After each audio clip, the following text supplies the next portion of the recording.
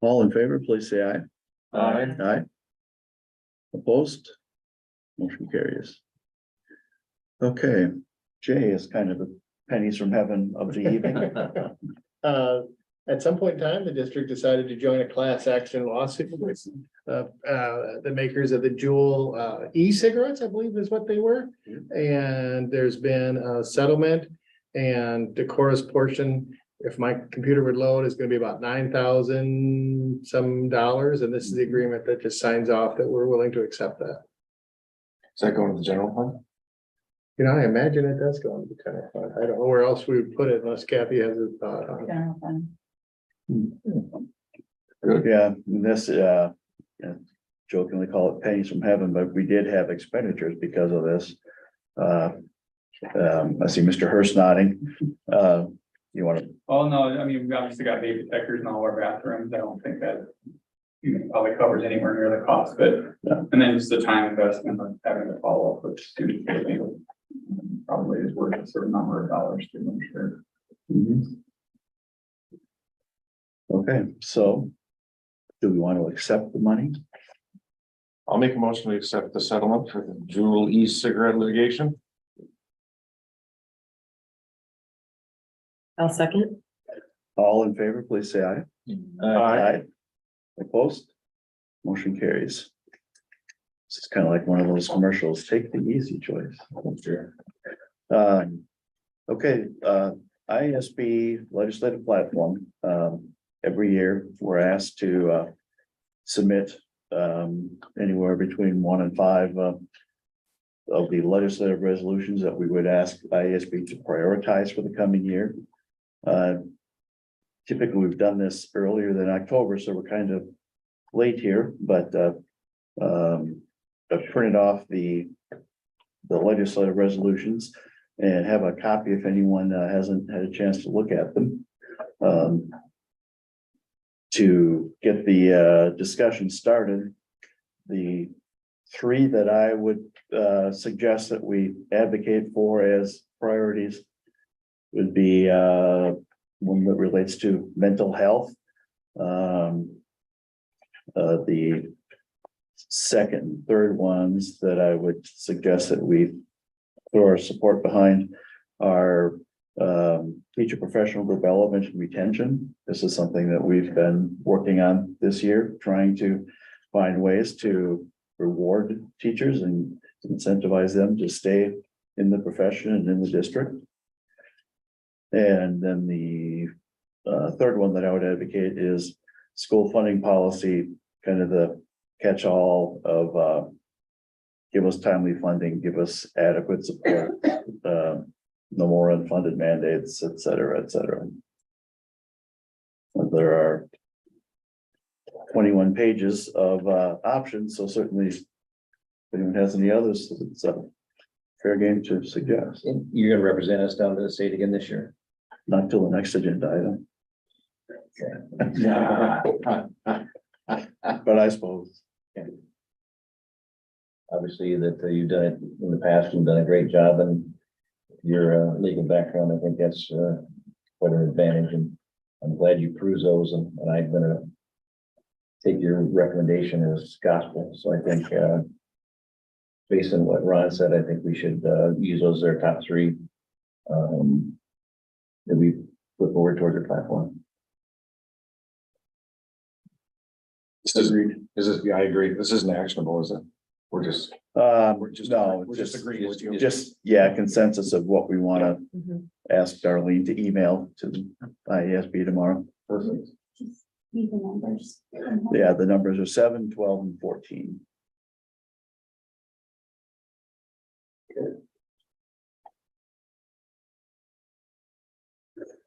Okay, moving on, where does Brian noted, this is something I've done in past years and I'm going to do again.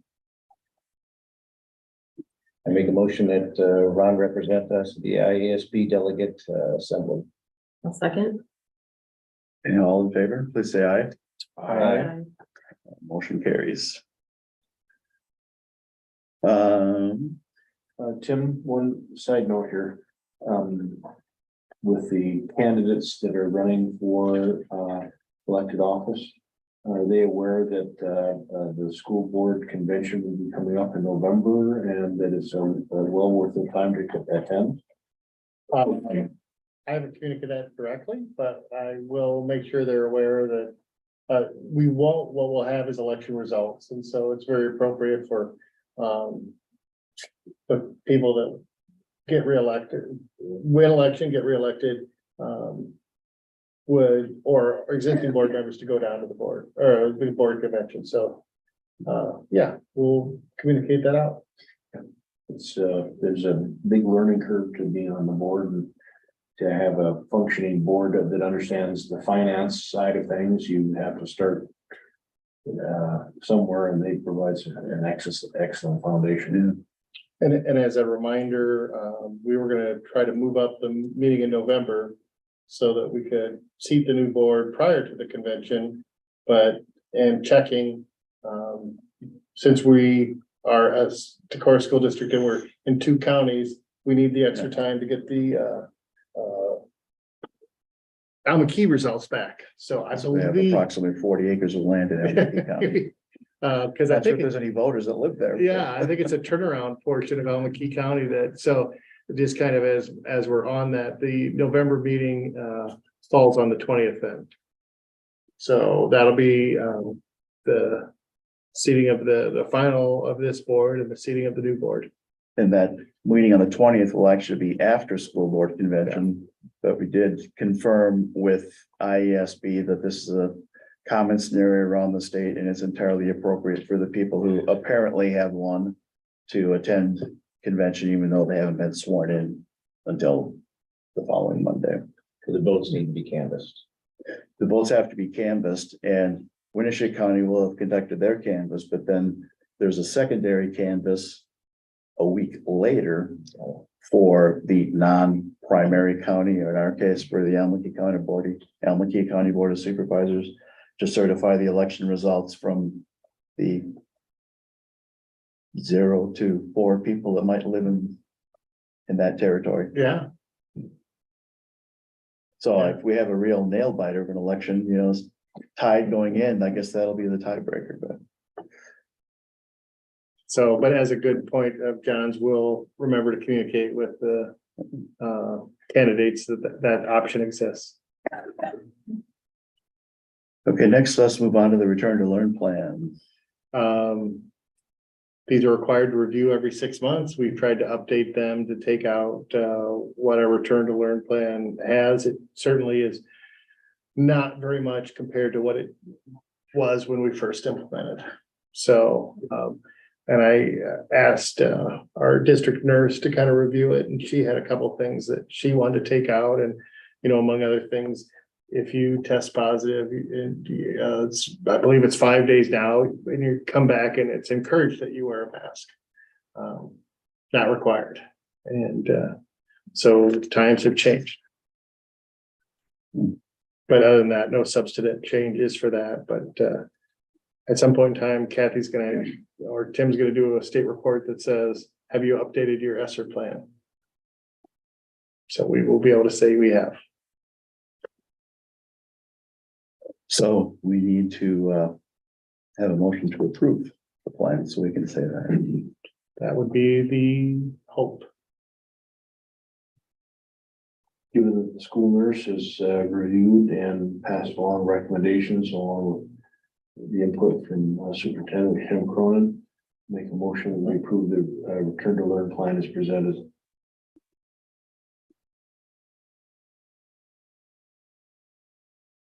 I will second that motion.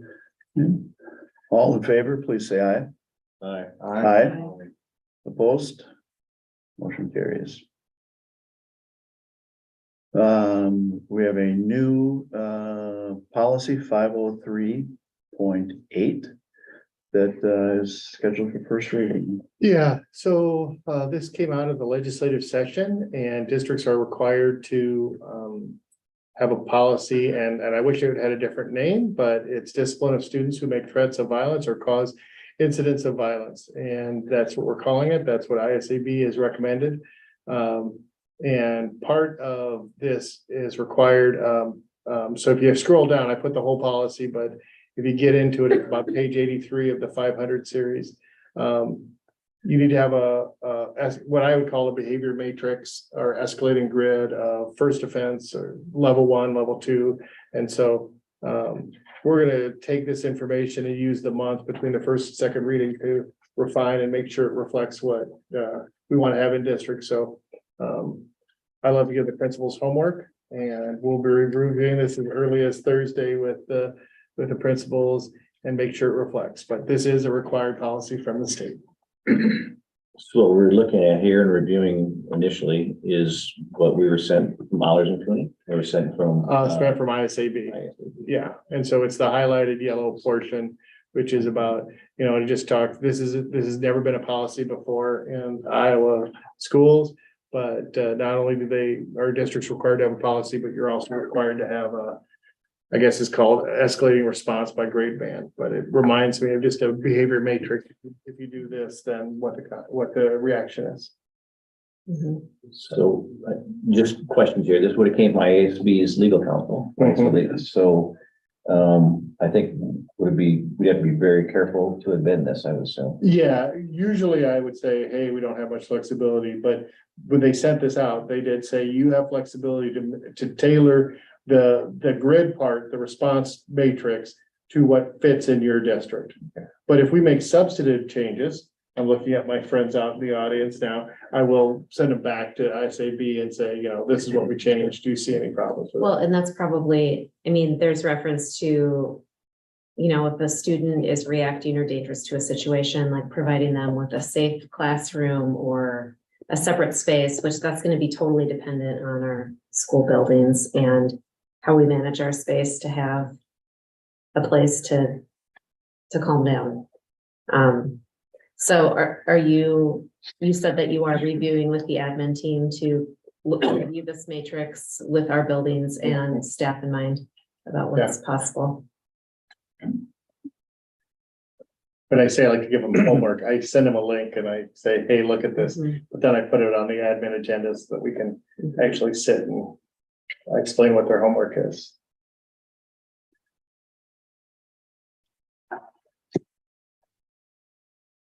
For our discussion, I make a motion, we approve the first reading of code number 503.08. I'll second that. I have a question though. Tim, did you say that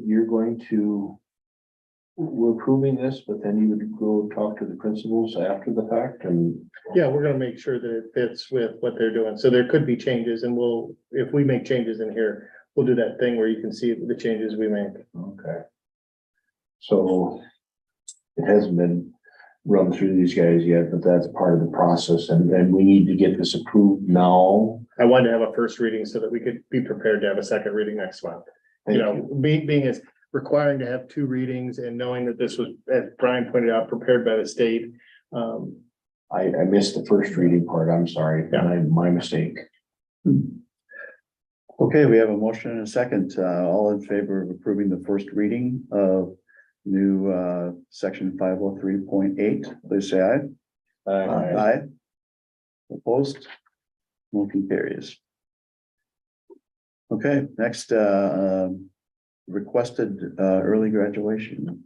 Yeah, I'm gonna maybe have Mr. Hurst jump in, but we've got a student who has met all the requirements, has worked hard, has mostly I've done a lot of this virtually. Some of it, and then work experience as well. Work experience, and the student's ready to go. What maybe makes this slightly unique is usually we think about graduating like a year early or a semester early, and this student's like ready to graduate tomorrow. And I don't laugh. I think it's great because the student put themselves in that position and worked hard to get there. It's probably fair to say, like, they've done a lot of the classes in person, but more recently have completed some classes online. So it's not like they've done entirely online education. It's a student that kind of has a plan here to work at Winridge and has already been working there over the summer. That's kind of his passion area, do and pursue that. So he was almost there, I think, at the end of, like, but not full, be in August, like a whole full year. Did a few additional things.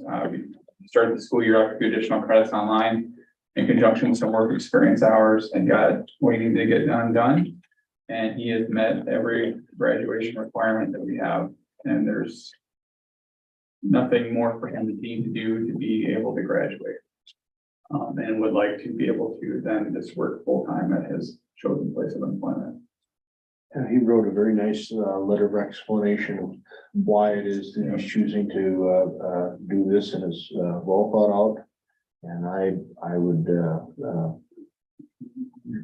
go ahead with this. I don't see it becoming a trend of people saying, I'm done, I want to graduate. But I think that in this situation, I'd be comfortable approving the early graduation for Bryce Area. And I'll just jump on, even though I don't think we need to overtalk this. He understands that graduating early, then you don't participate in activities, and that's just something that I've had at other I districts. think in Tim's notes too, for the superintendent report, it kind of references the board policies. And just the handbook language that we've got there, but yeah, that's kind of been made clear. He can participate in prom, he can walk in graduation, but he can't participate in like sports or activities. He'll be considered to be an alum as relates to that.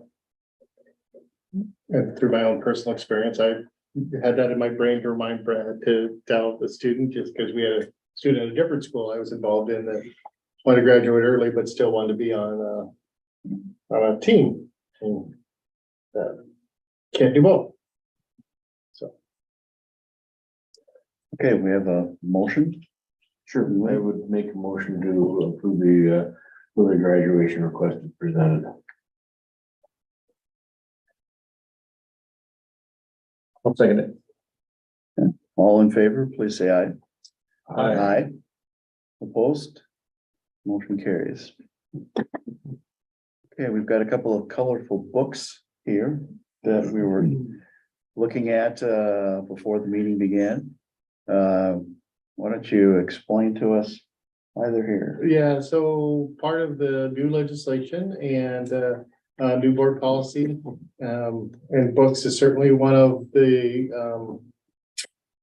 been getting a lot of attention in the state of Iowa. And so even though it doesn't go into effect till January 1st of 2024, one of the things that I talked about with librarians is we would have donated books go through the board. That's recommended by ISAB. They appreciated having that. They're not going to send a book to the board that they don't think should be recommended. Ron asked something about the content of the books, and I was like, well, they're 2 picture books. I think they're safe, but you never know. So I did read them. One's about a 14-year-old boy who meets a family of trolls that seemed to be a Norwegian folktale that was okay. And the other one was about somebody who's loud. Is it loud mouse? Loud mouse. Yeah, about a mouse who's loud and can't be quiet.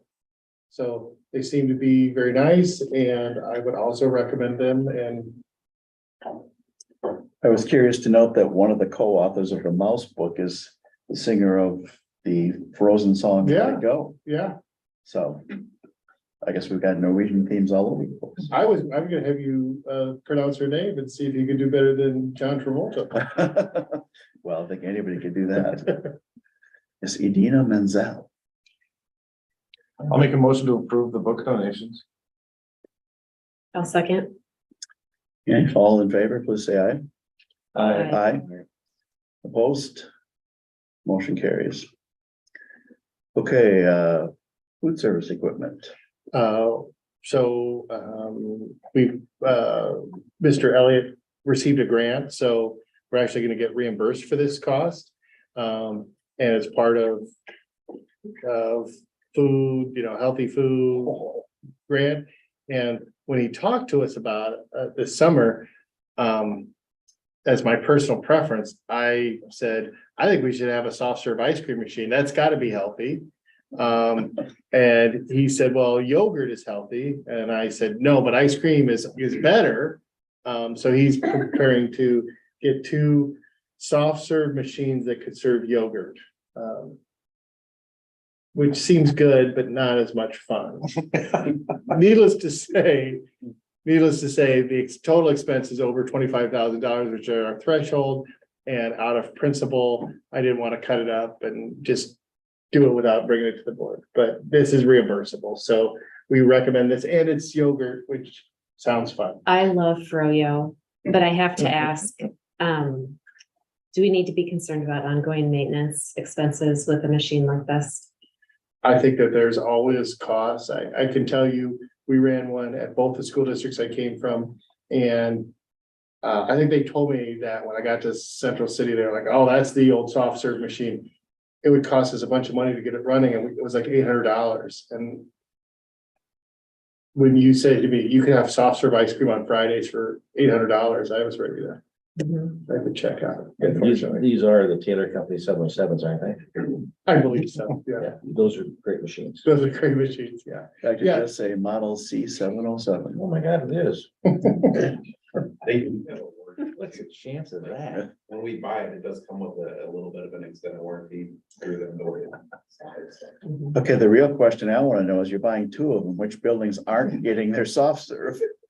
Well, that's the best part. That's the best part. So you put one at one center and one at the other center, and then you just make sure that you share with your friends. So we. But yeah, I think the middle school and high school are the starting, So it's yet another reason to pass that bond ratio. well, for sure. You know, you can get an ice cream machine out of That'll be it next. We'll have elementary kids wanting to parade across the street to the high school to get their soft serve. Praying for heat so they can. Could you clarify how it's reimbursed?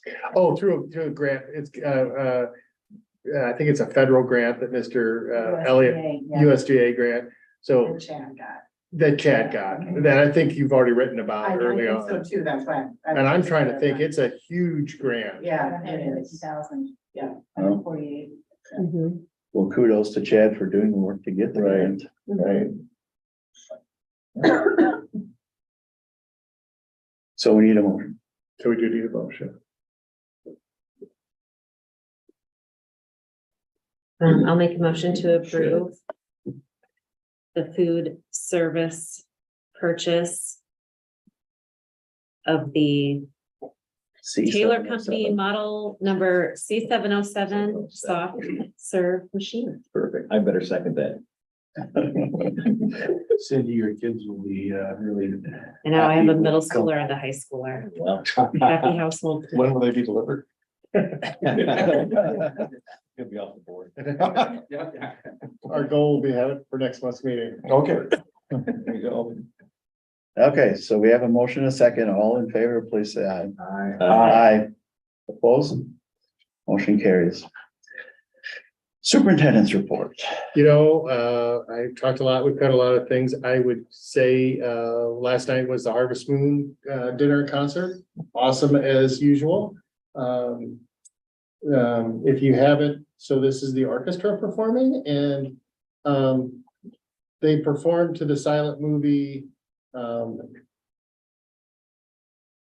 I'm looking for help here. I don't have any orchestra. Oh, you don't have any orchestra? Musicians. Oh, I'm sorry. in my house, Oh, it's a silent movie. and I did not attend. Nos, John, Nostradamus? not Nostradamus, Ferrara. It's the story of Dracula. Nosferatu. That's. Nosferatu. I should have looked to, anyway, it was really cool that they played orchestra, and like, there was no part of that I thought I was sitting in a cafeteria just, you know, watching a thing, like they kept coming around saying, do you want coffee? I was like, no, I'm watching the movie here. I mean, the service is great. It's just a neat thing. So if you have a chance, I guess they've done it in the past. It's catered by our food service, so yeah, it's always a nice night, but, yeah, it was a very nice night. So, and of course, I would probably add to that in my report, still very excited about, all the happenings with the movement on the Hively Island and our steps for that. And every time I see someone from the city, folks are excited. So, yeah, looking forward to continuing to work on that, because there's a lot of work still to do. but we're headed in the right direction. So, I've had a few comments, surprised that we're purchasing part of our baseball field. Guess it was not as widely known as I thought it was, that we've never owned left field or third base or the softball field, so. Few people I've talked to have been very surprised and glad that we're finally gonna own left field. Right, and I think I had questions within my household about the official press release, but the high school softball field and baseball field are staying where they currently are. Yeah. And then the Dalen property, which is next to the dog park and Walmart, would be ball fields potentially used for park and rec purposes, not for high school athletics. Yeah. Or other school athletics. that is correct. I think the big thing, the big advantage to owning owning the softball field is we could put a permanent fence in. And if you've ever watched our girls play varsity softball, they have some, I don't know, I would call it like a portable plastic snow fence they roll out. Toy fence. It's a toy fence at best. A fence which could lead some ESPN like highlights of people plowing Yeah, right through yeah. the fence. That won't be the case anymore. Anything else? I think that's it too.